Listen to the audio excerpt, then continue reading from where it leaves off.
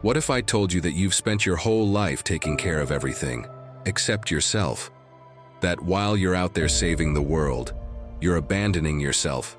Enough of that. You can't keep being the last person on your own list. It's time to break that toxic habit of always leaving yourself for later. You didn't come into this world just to survive on the sidelines of your own life. You came here to shine, to be your own priority. And today, that transformation begins. Because the time to choose yourself isn't when there's no one else left to put first. No, not at all. The time is now. Today, I'm bringing you an uncomfortable truth, but one that will set you free. The only thing that truly matters is you. Yes, you. And no, this isn't about selfishness. The Stoics weren't cold or distant guys. They simply understood something that you need to remember today. That taking care of yourself isn't a luxury, it's a responsibility. Because when you're doing well, everything else flows.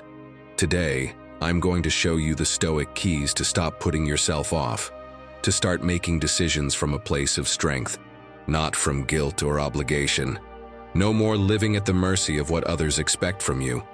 This is the video that will wake you up, shake you up, and remind you of something you should never have forgotten. The only thing that matters is you. But first, let me tell you a story that will help you understand the power of putting yourself first, of realizing that you should be the most important thing in your life. Julian used to wake up to his alarm and just lie there, staring at the ceiling for minutes. Not because he was tired, not physically at least, but because he couldn't find a real reason to get up. Sometimes 10-15 minutes would go by, and all he did was count the cracks on the wall. Cracks that somehow felt just like him, small and visible from a distance, but over time they'd been breaking everything inside. There wasn't any major crisis, no breakup, no tragedy. His was something more subtle, more silent. It was the weight of all those years telling himself, later, there will be time. It's not that important. Years of putting himself off, years of being the last box to tick on his own list. One afternoon, his son walked into the living room with a drawing in his hand. "Look, Daddy, this is you. I drew you without a face because sometimes it feels like you're not really here," he said with that brutal innocence only kids have. "But it's okay. I still love you." Julian froze. His own son had told him that sometimes he wasn't really there with them. He held back the tears as best he could and spent the rest of the day with a knot in his chest. That night, unable to sleep, he asked himself a question that cut him to the core. When was the last time I was truly present? The last time I did something just for me? Without asking for permission? Without feeling guilty? He couldn't answer, and that hurt more than any reproach. For days he went on autopilot, worked, smiled, did what he was supposed to. But inside everything was falling apart. One early morning, he woke up with his heart racing. It wasn't anxiety. It was something different, an urgency. Like something inside him was screaming, "Enough!" That week, he did the unthinkable. He quit a project that was draining him, started going for walks at dawn listening to music he secretly loved, the kind that made him feel alive but no one knew about, and sent an email he'd deleted 1,000 times. "Hi, I need help. I want to start therapy. I feel like I've lost myself." It wasn't easy, but he started therapy. At first, he kept it to himself, but soon after he found the courage he needed. One night, he told his partner. He expected judgment, but instead he found understanding. "I missed you too," she told him. "I just didn't say anything because I thought you hadn't noticed." With his family's support, Julian began to change.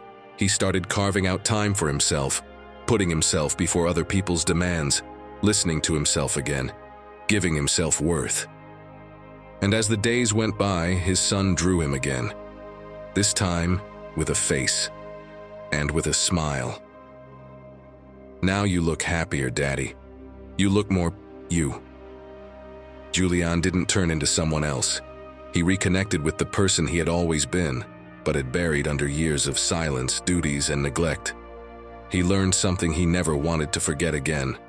There's no act braver than choosing yourself, And you, my friend?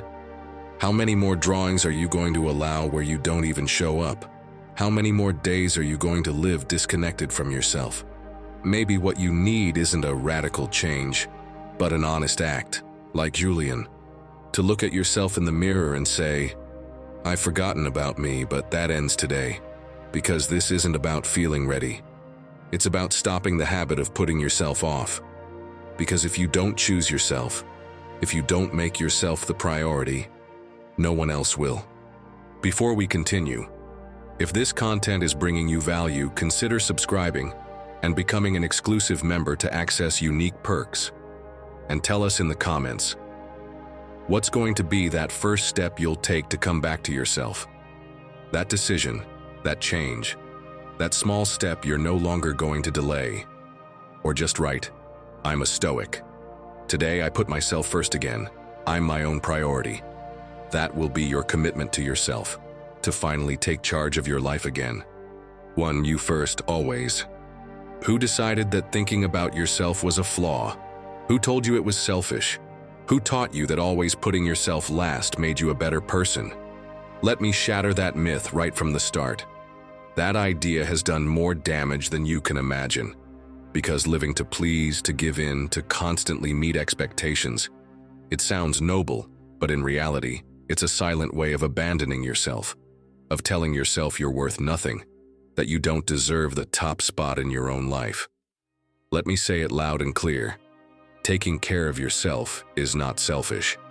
It never has been. It's respect. It's responsibility. And it's also a way to make sure that what you offer to the world is real, not a worn-out version of yourself. The Stoics didn't miss this truth.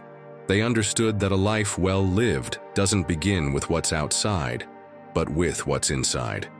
Seneca said it with brutal clarity. There's nothing busier people neglect more than living, and there's nothing harder to learn. And he was right. We're so busy being available for everyone else, solving problems, pleasing, chasing likes, that there's little, sometimes nothing left for actually living, for listening to ourselves, for being present. What's the point of doing everything if you're not even there? Modern psychology has been backing this idea for years. According to studies by Kristen Neff, one of the top experts on self-compassion, people who treat themselves with respect and make themselves a priority not only enjoy better emotional health, but are also more empathetic, effective, and resilient in their relationships.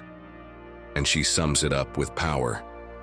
When we treat our own needs with kindness, we become stronger people, not weaker. Yes, you heard that right. If you prioritize yourself, not only will you care for others better, but you'll become stronger, more valuable, more capable. That's what shatters the myth. Putting yourself first doesn't make you selfish or fragile. It makes you you, more centered, more whole, more able to hold on to what you love without losing yourself in the process. So start.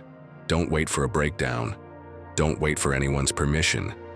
Begin by giving yourself time, without justifying it, by saying no without feeling guilty, by giving yourself your own answers before looking for validation outside.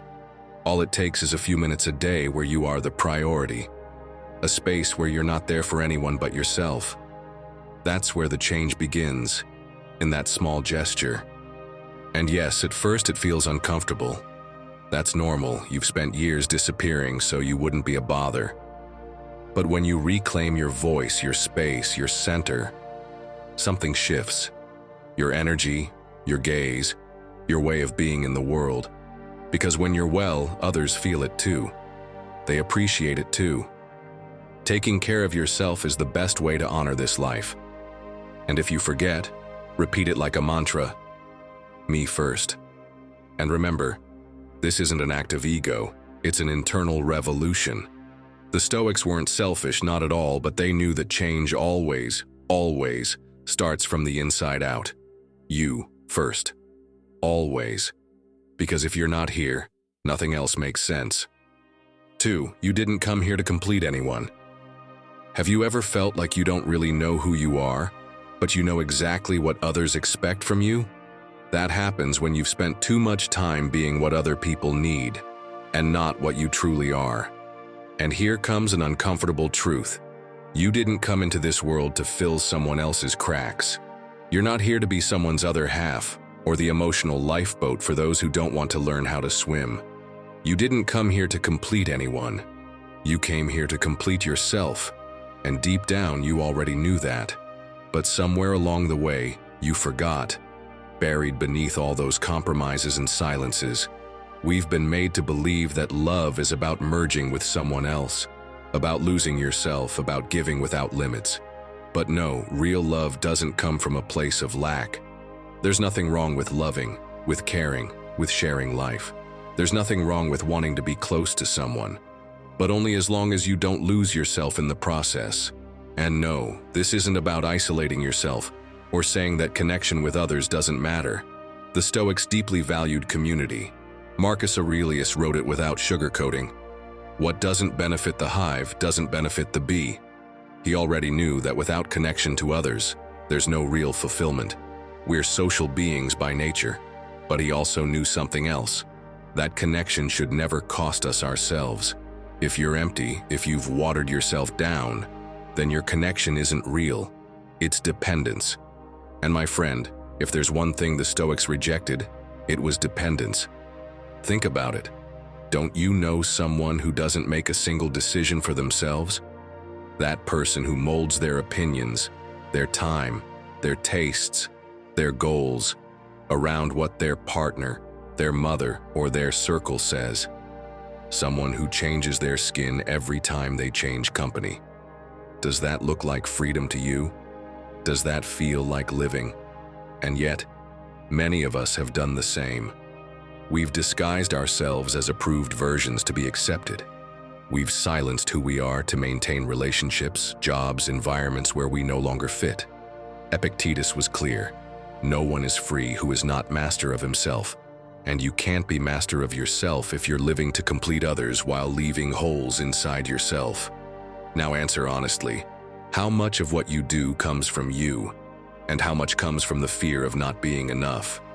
If you've stopped writing, stopped training, stopped painting, stopped reading, stopped dancing, stopped going for walks alone, because you've been too busy adapting to someone else, pleasing someone, being useful to someone, then there's something you need to reclaim. Reclaim those activities you did just for the joy of it, not for any usefulness, for connection with yourself, for pure enjoyment. Going back to them is reminding yourself that you're still there waiting.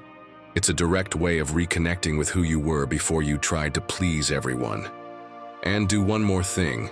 Starting today, commit to making at least one important decision thinking only about you.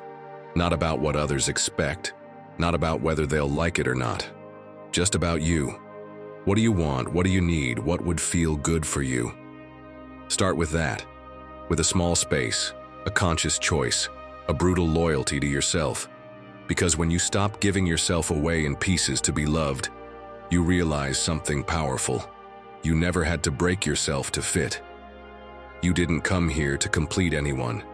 You came here to live whole, to hold your own space, to walk alongside your people, yes, but without ever stopping your walk toward yourself. And when you do that, without explanations, without guilt, without asking for permission, the world notices. The world respects it, and you, finally, recognize yourself again. 3. When was the last time you breathed without guilt? Ah, guilt. That hidden enemy that tears you apart from the inside. That invisible current that drags you along without you even noticing. Like walking against the wind with every step, every decision, every action. It exhausts you, slows you down, leaves you breathless. But the worst part is that most of the time you don't even know why it's there. It's that thought that creeps in the moment you decide to take a break. That knot in your stomach when you say no to a favor you can't, or simply don't want to do. That feeling that no matter how hard you tried, it wasn't enough. And it traps you in the simplest, everyday moments, like the mother who goes to bed exhausted but still feels like she didn't do enough for her kids. Or the worker who leaves the office on time but feels like they're letting their team down by not staying an extra hour. That is guilt. Subtle, constant, draining. But be careful, because not everything we call guilt really is. The Stoics actually spoke about responsibility, not guilt. And there's a huge difference between the two. Responsibility is active, it moves you forward. Guilt is static, it locks you in place. Responsibility pushes you to improve, to make decisions in the present. Guilt chains you to the past, dragging you down into what you can no longer change. Seneca put it with Stoic clarity. He who repents of what he has done is doubly miserable, first for doing it and then for regretting it uselessly. What Stoicism proposes isn't denying your mistakes. It's looking at them clearly, taking ownership of what's in your control, and acting from there. Without punishment, without self-torture, just present action. This approach ties directly to the concept of radical responsibility. Author Mark Manson puts it like this: "You are not responsible for everything that happens to you, but you are responsible for how you respond to it." And that shift changes everything, because instead of staying stuck on what you did wrong, what you didn't say, what didn't go as planned, you can start asking yourself, what can I do now with what I feel? What's in my hands? What can I learn? And here's something important. If you've spent years running on guilt, it's going to be hard at first, because your body gets used to it. Your nervous system becomes conditioned. And in the beginning, when you do something just for you, without explaining, without asking for permission, it's going to hurt. It's going to scare you. But do it anyway. Trust me, it's worth it. Because if you don't, you'll keep letting guilt dictate how you act, and you'll stay small, suffocated. So start with simple things. Learn to tell the difference between what you actually did wrong and what just didn't meet someone else's expectations. That difference will save you. And if there is something you did wrong, take responsibility, sure. But don't drag yourself through the mud. Repair it, learn from it, move forward. Also, allow yourself to enjoy without justifying it. Do something just for the pleasure of it. Go for a walk with no destination. Close your laptop without giving an explanation. Sleep without guilt. Breathe without owing anyone anything. Because every time you breathe without feeling like you're letting someone down, you're telling yourself, my peace matters too. Guilt doesn't make you more responsible. It makes you smaller. What makes you stronger is acting from clarity, from the present, from that inner voice that says, I did what I could, I learned what I needed, and I move forward with dignity. And you? When was the last time you breathed without guilt? Maybe it's time to do it again. To fill your lungs without fear, without burdens that aren't yours, without looking back at every step. Because only when you let go of guilt do you really start living. 4. Make peace with the mirror. The mirror, that silent witness waiting for you every morning, even though sometimes you'd rather avoid it. Yeah, let's be honest. There are days when you barely even glance at the reflection staring back at you, because it doesn't always show you what you want to see. And no, I'm not just talking about wrinkles, dark circles, or that tired look you have after a night of scrolling through social media. I'm talking about something deeper. That look in your eyes that doesn't lie. The one that asks you without a single word, do you recognize yourself? My friend, today I challenge you to make peace with the mirror. Not just for appearances, for self-love. Because the mirror doesn't just show you how you look, it shows you how you are. How much you're listening to yourself, how much you're respecting yourself, how much of you is still living inside you. And you know what happens? So often, that reflection looks more like a version designed to fit in, to please, to check all the boxes, than like who you really are. It's like wearing a t-shirt that fit you well years ago, but now doesn't represent you anymore. You keep putting it on out of habit, but it doesn't make you feel comfortable. That's how you're living. That's how you see yourself. The Stoics didn't talk about mirrors, but they did talk about your inner image. Epictetus said, strive to be the person you want to appear to be. And that changes everything. Because he doesn't say appear, he says be. It's not about pretending or building some ideal version of yourself. It's about aligning who you are with what you project. About coming back to yourself, And no, making peace with the mirror isn't an invitation to settle. It's not about looking at yourself and saying, well, this is what there is, with passive resignation. It's about looking at yourself and saying, this is who I am, and from here, I choose to grow. Stoicism doesn't preach complacency. It preaches clarity. It tells you, look at yourself with brutal honesty, accept where you're starting from, and act from there. Grow, evolve, because you can't build anything solid on top of denial or rejection of yourself. But you can build from respect, from commitment, from the will to care for yourself. Today, psychology calls this active self-acceptance.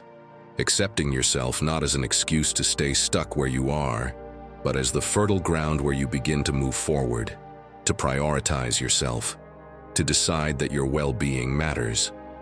And now, listen to this. If every time you look at yourself in the mirror you see judgment, shame, comparison, the problem isn't the mirror, it's the voice you speak to yourself with. That voice you've inherited from others, from the demanding father, from the ex who hurt you, from a culture that pushes you to be someone you're not. Quiet that noise. Listen to yourself again. Redefine that voice. First, stop comparing yourself. There is no better you out there somewhere. What exists is the version of you that you choose to be each day, with what you have. Comparing yourself is stealing your own worth in the name of an ideal that isn't even yours. Second, check your internal dialogue. Listen to yourself. How do you speak to yourself? With constant pressure, with disdain disguised as discipline? Start correcting that voice. Speak firmly, yes, but also with humanity. Third, take care of how you present yourself to yourself. Not for others, for you. Dress as if you matter. Eat as if you deserve energy. Sleep as if your body is sacred, because it is. And when you do that, the reflection changes. The mirror starts telling you different things. Not because you've changed on the outside, but because something inside has been reignited. Make peace with the mirror, not out of vanity, out of dignity. Because if you don't learn to hold your own gaze, you'll always depend on someone else's. As psychologist Carl Rogers said, the curious paradox is that when I accept myself just as I am, then I can change. And now I want to hear from you. Tell me in the comments, what's one thing you're going to start changing about the way you look at yourself? That judgment, that habit, that pressure that suffocates you. My friend, if you're ready to look at yourself with compassion, but also to work on improving what you see, right? Today I make peace with the mirror. That will be your commitment to yourself. 5. Stop asking for permission to be yourself. My friend, the story I'm about to tell you is about learning to live without the handbrake on. Not long ago, over coffee with an old friend, he dropped a sentence that made me raise my eyebrows. I feel like I've spent 30 years living afraid of disappointing people. He said it in that tone of someone who throws it out like it's no big deal, like it's not a bomb. But I know him like a brother. I knew that sentence didn't come from his mouth. It came from the depths of his soul. Who? I asked him. Everyone, my father, my boss, my partner, the people who expect me to always be the same guy. And yourself? I shot back. He looked at me strangely, like it had never crossed his mind. Myself? He said. I never thought of it that way. And there's the tragedy. So many people don't even realize they've spent years asking for permission to be who they are. Permission to change their mind. Permission to follow what they feel. Permission to break out of the mold they've been shoved into since they were kids. And the worst part is, if they don't wake up, that mold turns into a prison. The Stoics knew this, not just in theory, but in daily practice. Epictetus wrote it with the clarity of someone who knows and respects himself. First, tell yourself what you want to be, then do what you have to do. In other words, stop living on autopilot. Define who you are, and from there, act. Without asking for permission, without waiting for approval. After that talk, my friend started to wake up. A few days later, he messaged me. I've stopped going to the office just to keep the seat warm. stopped smiling at the boss, stopped pleasing the coworkers. I'm doing my job my way, without putting everyone else's tasks before my own, without always being the guy who fetches coffee. And I signed up for piano lessons. Can you believe it? I picked up piano again, like when we were kids, I replied, laughing. Aha, my friend, that's not crazy. That's a rescue mission. You're rescuing yourself, because that's what it was. He was rescuing himself from a life he hadn't chosen. And you don't need to play the piano to do the same. You just need to start deciding for you, not for what others expect. And I'm going to tell you something that might sting a little. If you live waiting for other people to validate you, you'll never move. You know why? Because there will always be someone who doesn't like what you're doing. And living like that is like trying to dance in a spacesuit. Technically you can, but you'll never enjoy it. But enough with the metaphors, let's get to the point. How do you stop asking for permission and start deciding for yourself? First, make a list of 5 things you've stopped doing because you think it's not the right time or it doesn't look good. Then pick one and then start. Even if it's in secret until you're ready, just start. Second, begin to correct yourself every time you think, is this okay? Don't ask if it's okay. Ask if it feels right for you, if it's yours, if it represents you. If you'd still do it even if no one clapped. Third, look around you. Are you surrounded by people who give you wings, or people who measure your wings? Because if you have to shrink to fit in, that's not your place. Your place is where you expand, where you grow bigger inside, where you're respected for who you are and loved because of it. As the Stoics taught us, reflecting is good, sure, but action is what will shape you into who you truly want to be. Start moving. Start acting as if no one's watching. Start being you, for real. Because no one's coming to give you the green light. And you don't need the green light, you just need to give yourself permission to be yourself. 6. Make space for yourself. Make space for yourself. Not to disconnect from the world, but to return to it from a different place. Make space because if you don't do it for yourself, no one else is going to do it for you. And I'm not talking about a day off or a weekend getaway, though I absolutely recommend those too. I'm talking about mental, emotional life space, a space where you don't owe anyone an explanation, where you don't have to answer to anyone, where you're not available for everything and everyone. A place where you are the priority, a place where you can always come back to yourself. You know what's curious? You make space for everything else, for meetings, messages, requests, emergencies that aren't even yours, for people who don't listen but always demand. But for you, you squeeze yourself into the leftover gaps, like stuffing one more thing into an already overpacked suitcase, forced in, with guilt. And sometimes, not even that. My friend, trust me on this, make space for yourself. Not as a reward, as an act of respect. Marcus Aurelius, in the middle of the noise of empires and wars, wrote a simple but brutally clear line. Nowhere can man find a quieter retreat than in his own soul. Ah, yet another proof of the emperor's immense wisdom. But that soul, if you never visit it, if you never make room for it, if you only go there when you have leftover energy, becomes an empty house. You don't need to lock yourself away in a spiritual retreat. Sometimes all you need is to turn down the noise for a moment and ask yourself, where am I in all this? What's my role here? Picture yourself as a battery. You're connecting cables all day long, work, family, friends, commitments, energy for everyone. But you have no charging station. And before you know it, it's not that you're tired, it's that you're drained, exhausted. And still, you keep giving everything you have. That's the danger of not making space for yourself. You empty out, and you don't even notice. So make room. Clear an hour of your day. Clear an expectation. Clear a need that isn't yours. Clear the fear of looking bad for putting yourself first. Because this isn't about abandoning everything. It's about putting things back in order, you included. And if you don't know where to start like this. Set aside a moment each day just for you. Untouchable. It doesn't matter if it's 20 minutes or 5, but make it yours, as if you're a priority, because you are. Cancel one obligation today that doesn't belong to you. Don't overthink it. There's something on your list you're doing out of habit, to please others, to keep someone else's rhythm going. Let it go. It's okay. And here's the final trick: silence.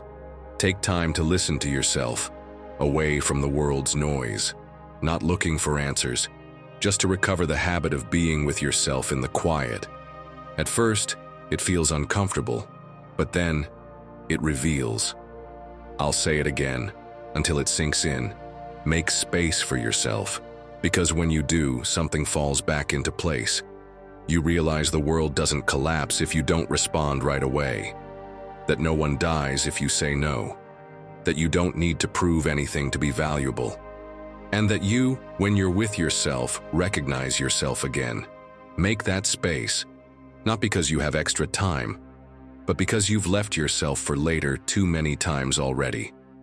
So, what are you going to say no to this week to make that space for yourself? Do it. Decide, let go, and reclaim yourself. Because the only thing that matters is you. 7. Taking care of yourself isn't a luxury, it's urgent. There are signs the body doesn't scream out, but it doesn't whisper either. It just leaves them there. Like a thin crack in a hot cup. No one sees it, no one fixes it, until one day, under enough heat, it shatters. That's how you are when you don't take care of yourself. Whole on the outside, broken on the inside. And the most dangerous part? We've normalized it. I'm fine, we say. Just tired. It's just a rough patch. It'll pass.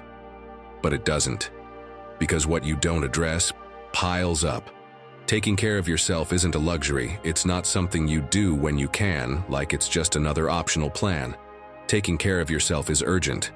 It's an emotional prevention system, a silent declaration that says, I matter too. But we've turned it into something almost decorative, like you're only allowed to rest if you've checked off everything on the list. But the list never ends, and you're not infinite.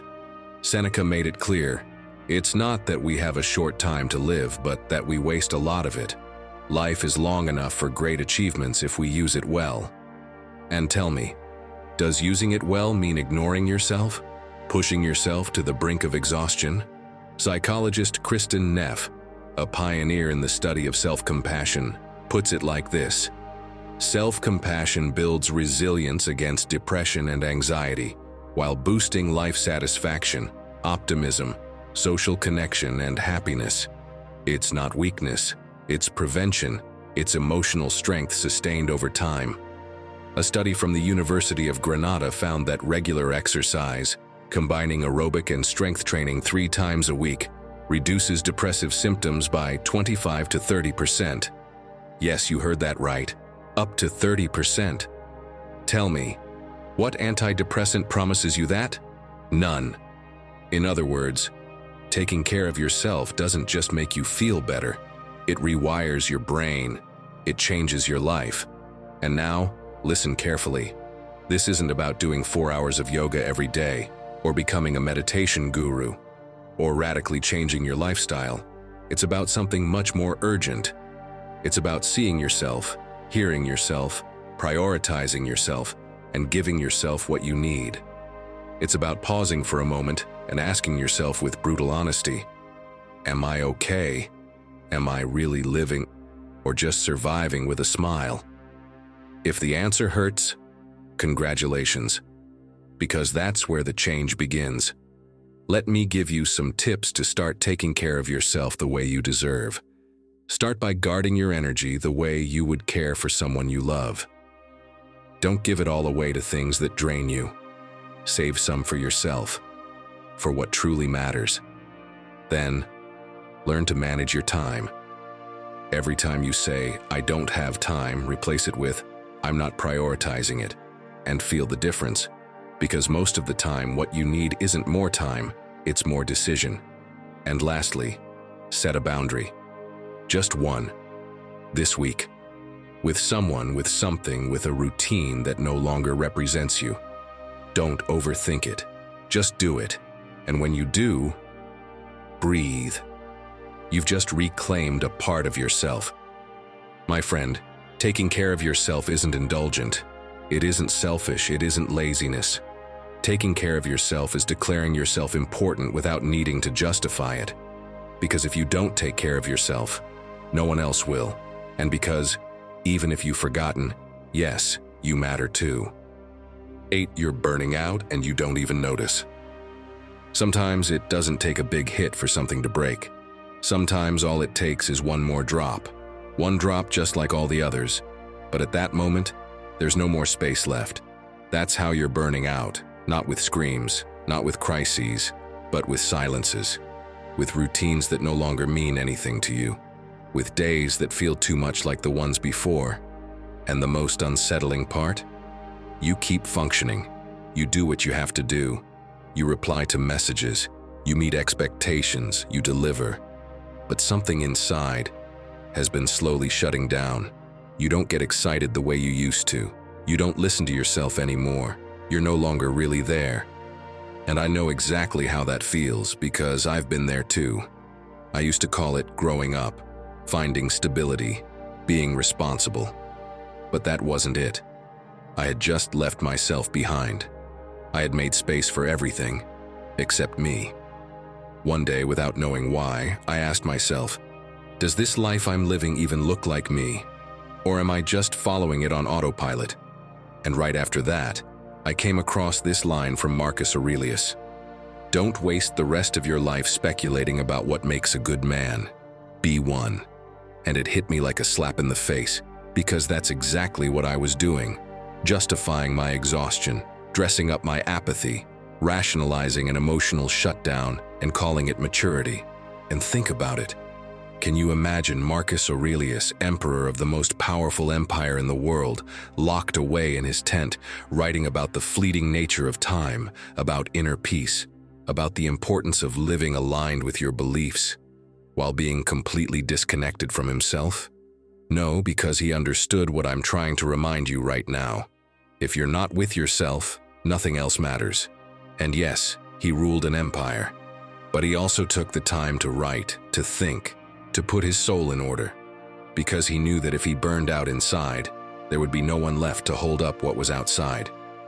And the same goes for you. If you don't do something soon, you'll turn into a blurry version of who you once were, and you won't even notice. Seneca put it in a way that's uncomfortable but true.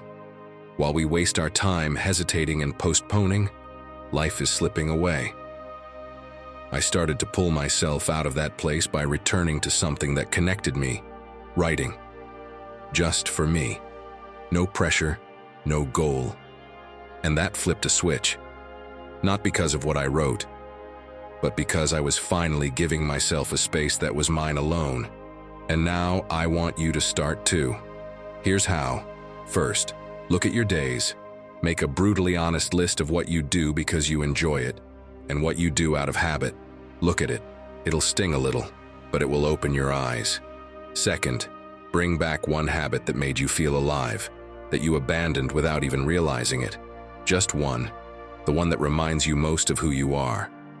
Third, spend time with people who really see you, people who look you in the eye and recognize you even when you've forgotten yourself, people who don't need you to pretend, who hand you back your own reflection. You're burning out, and you don't even notice. But if you've made it this far, it's because something inside is still burning. And that's enough to start. Because when you burn out, the world goes on. But your world becomes empty. And you weren't made to survive in silence. You were made to live with fire. 9. Stop pretending everything is fine. Some people think of the Stoics as marble statues, cold, emotionless, unshakable, taking everything without complaint, without feeling. But nothing could be further from the truth. The Stoics felt a lot. They simply learned to understand what they felt and not let it rule them. And here's the interesting part. For them, it wasn't about enduring everything in silence. On the contrary, they knew that denying what you feel is the quickest way to collapse inside. Did you know Marcus Aurelius wrote about his fears, his sadness, his insecurities, not to show them to the world, but so he wouldn't lie to himself?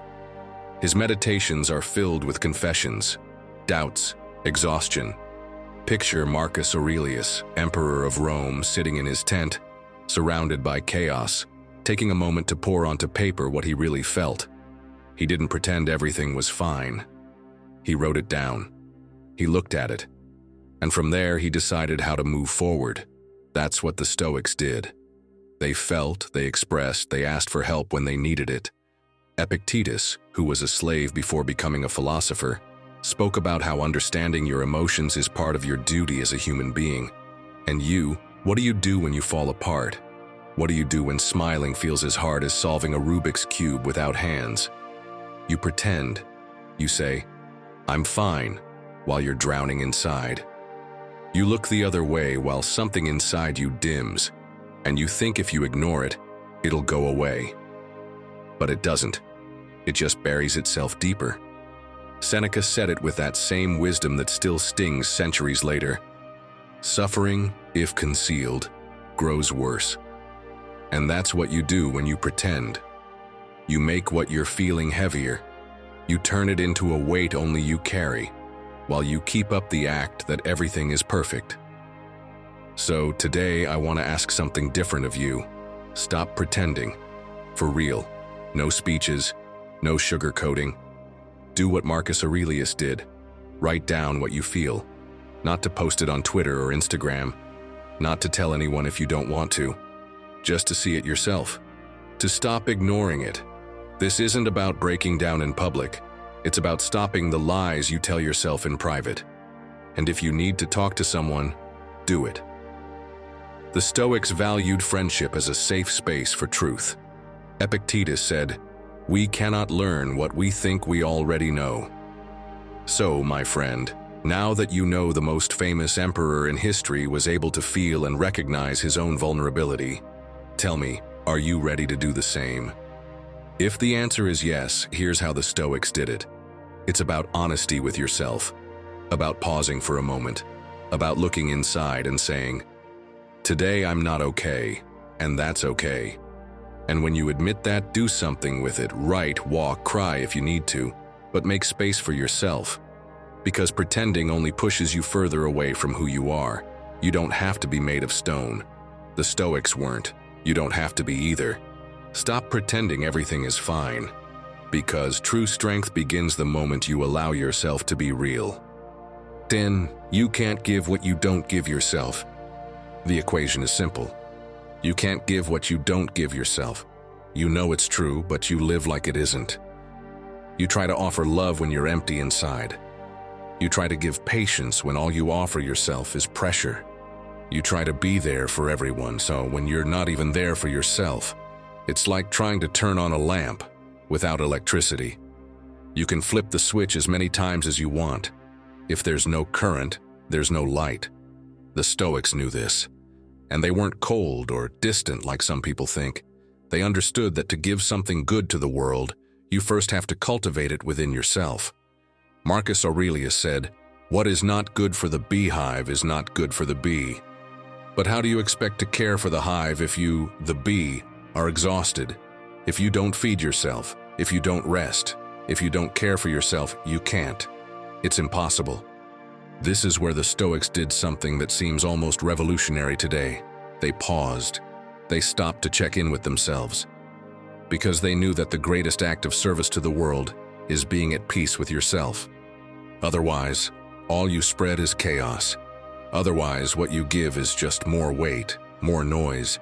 And modern psychology agrees with them. Barbara Fredrickson summed it up like this: "Positive emotions broaden our awareness and open us up to new possibilities, but they only flourish when we cultivate them inside." You can't connect with others if all you have inside is tension, judgment, and exhaustion. Think about it. Have you ever tried to be patient with someone when you were at your limit? You know how that goes. It doesn't end well. What you offer is a forced, robotic version of yourself, and the other person feels it. Now imagine the opposite. A day when, even if it was just a little, you gave yourself something. You gave yourself space, you gave yourself a pause, you gave yourself respect.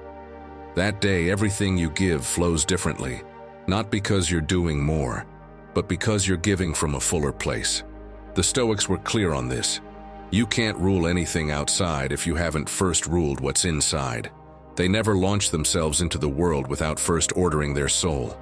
Marcus Aurelius wrote his meditations every morning so he could start from his center. not from chaos. Epictetus taught that before acting, you need to know which emotion you're acting from. So, if today you feel exhausted but you keep trying to give more, stop. Ask yourself, what am I demanding from myself that I'm not giving myself? And start. Do something, even if it's small. Leave space for a no, where you always say yes. Give yourself a break before jumping into the next obligation. Take a moment just for you, not to escape the world, but to reconnect with who you are. You can't give what you don't give yourself. And if you keep trying, what you offer will always feel empty. Fill yourself first, then share. 11. Your worth doesn't depend on your productivity. We were taught that we're worth what we produce. That if you do more, you are more. That if you don't achieve, if you don't perform, if you don't keep advancing, you fall behind. But this isn't a factory. This is your life. And you are not a machine. Yet, you keep measuring yourself by what you do. If your day is packed with tasks, well done. If it's slower, what a disaster. You define yourself by your output, and that locks you into a cage that you reinforce every single day. But the Stoics knew something that you and I forget far too easily.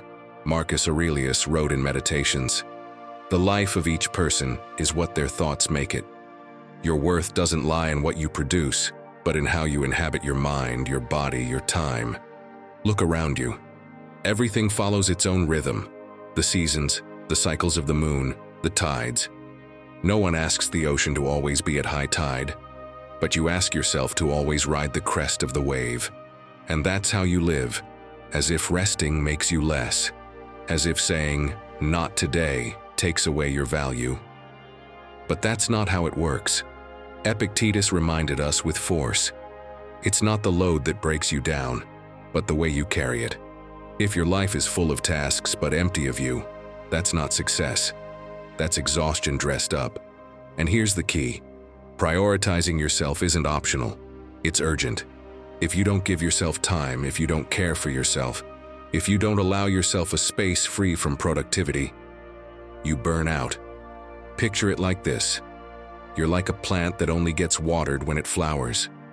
If you don't give it water beforehand, if you only care for it when it bears fruit, it dries up.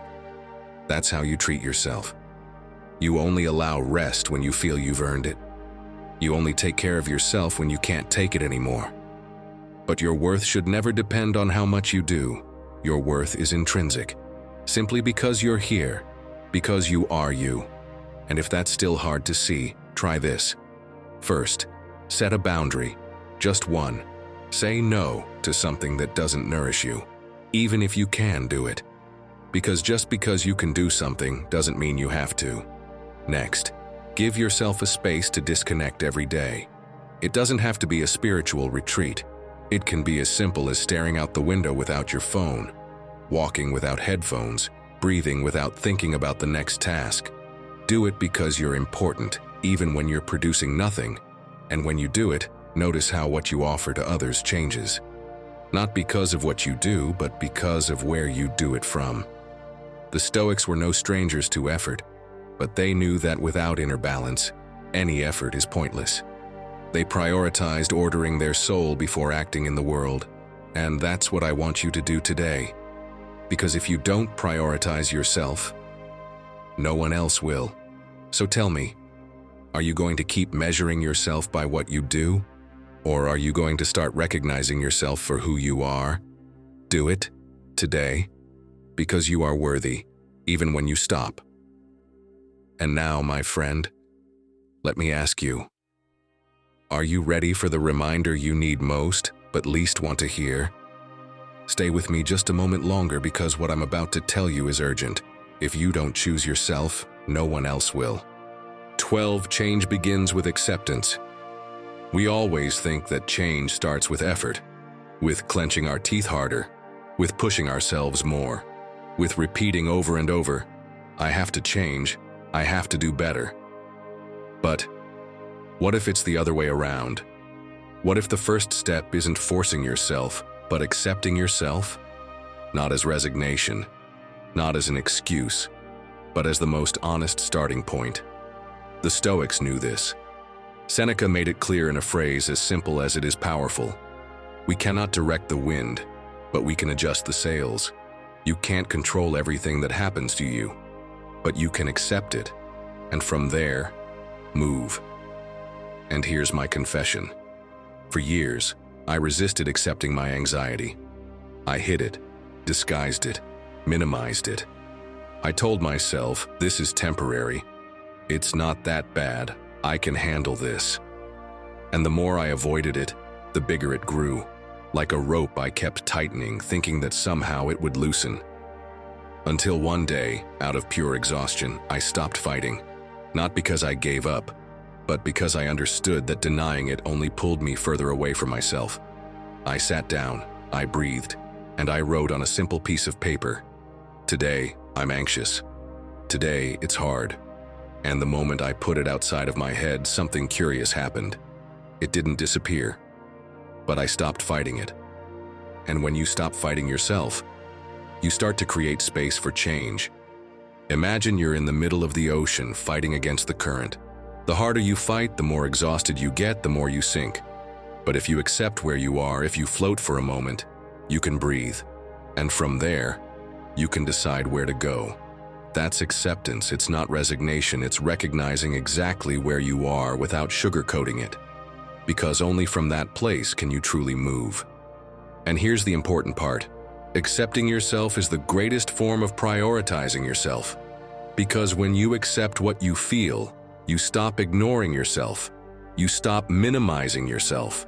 You stop treating what happens to you like it doesn't matter.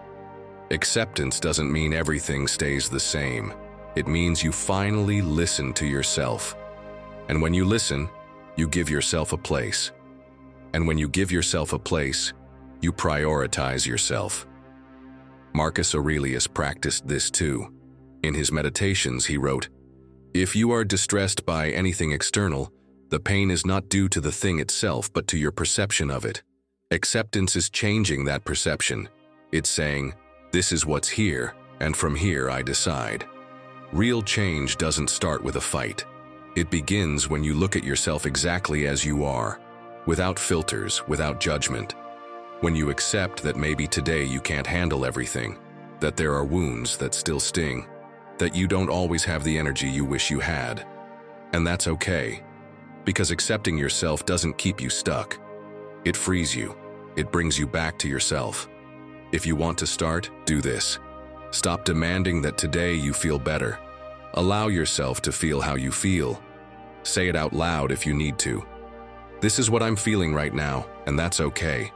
And then, from that place of honesty, ask yourself, what can I do from here for me? Not from rejection, from respect. Maybe that step is writing down what you feel. Maybe it's resting instead of pushing through. Maybe it's talking to someone without the fear of seeming weak. But the first step is always accepting yourself, because change born from struggle doesn't last, but change born from understanding, that transforms. So today, accept yourself. Not because you're giving up, but because you deserve to start from the truth. And because when you accept yourself, you prioritize yourself. And when you prioritize yourself, everything begins to change. You don't need more excuses. You need to prioritize yourself, even when it's uncomfortable, even when the world expects something else from you. Because every time you choose yourself, you come back to yourself. And every time you come back to yourself, you rebuild. That's how change happens, one decision at a time. If you've made it this far, write in the comments, "I am the most important." That way, I'll know who the true Stoic warriors are who made it to the end. Don't forget to subscribe, hit the notification bell, and give this video a like so you don't miss out on what's coming next. I also invite you to check out our playlist, which you'll see on the screen. It's packed with ideas, stories, and advice to help you navigate life with more wisdom and confidence. Click it, and let's keep moving forward together. Until next time, take care and keep embracing your inner Stoic.